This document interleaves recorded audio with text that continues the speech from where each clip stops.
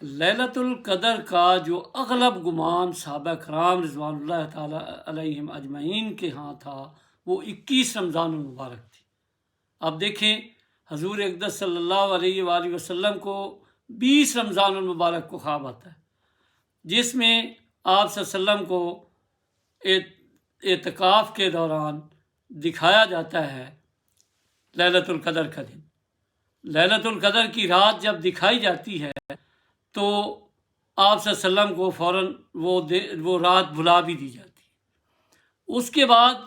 آپ یہ بھی فرماتے ہیں کہ میں دیکھتا ہوں اپنے آپ کو کہ میں کیچڑ کے اندر سجدہ کر رہا ہوں۔ تو حیرانی کی بات یہ ہوئی کہ عین 21 والی رات بادل بھی نہیں تھے، ایک بدلی آتی ہے اور اوپر سے پانی برساتی ہے، اور مسجد نبوی کا چونکہ چھت کا نظام وہ کچا تھا اور اس کھجور کے تنوں کا تھا، اس کے اندر سے پانی ٹپکتا ہے، اور صبح دیکھتے ہیں صحابہ کرام کہ آپ صلی اللہ علیہ وآلہ وسلم کے ماتھے پر نشان اس کی چڑھ۔ اور یہ حدیث سے مبارکہ ایک جگہ پر نہیں، ایک حدیث کی کتاب میں نہیں بلکہ متعدد احادیث کی کتب میں درج ہے کہ وہ 21 رمضان المبارک کی رات تھی۔ اور اس کا ایک اور حسین امتزاج بھی ہے کہ آپ نے قرآن مجید پڑھا ہوگا جس کے اندر اللہ تعالیٰ فرماتے ہیں حضرت عیسیٰ علیہ السلام کے بارے میں کہ سلام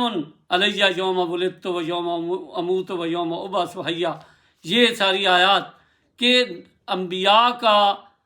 پیدائش کا دن اور ان کا ممات کا دن، یہ دونوں جو دن ہیں یہ بابرکت دن ہوتے ہیں، یہ سلامتی کے دن ہوتے ہیں۔ اسی طرح حضرت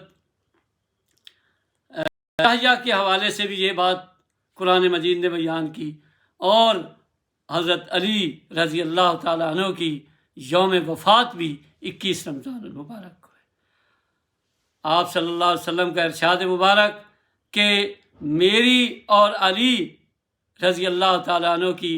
نسبت اسی طرح ہے جس طرح موسیٰ اور ہارون کی تھی، اور میرے بعد اب نبی نہیں کوئی آئے گا۔ تو حضرت علی رضی اللہ تعالیٰ عنہ کی وفات بھی، ان کی شہادت بھی اس بات کی گواہی دیتی ہے کہ وہ لیلۃ القدر کی رات 21ویں کی رات ہے،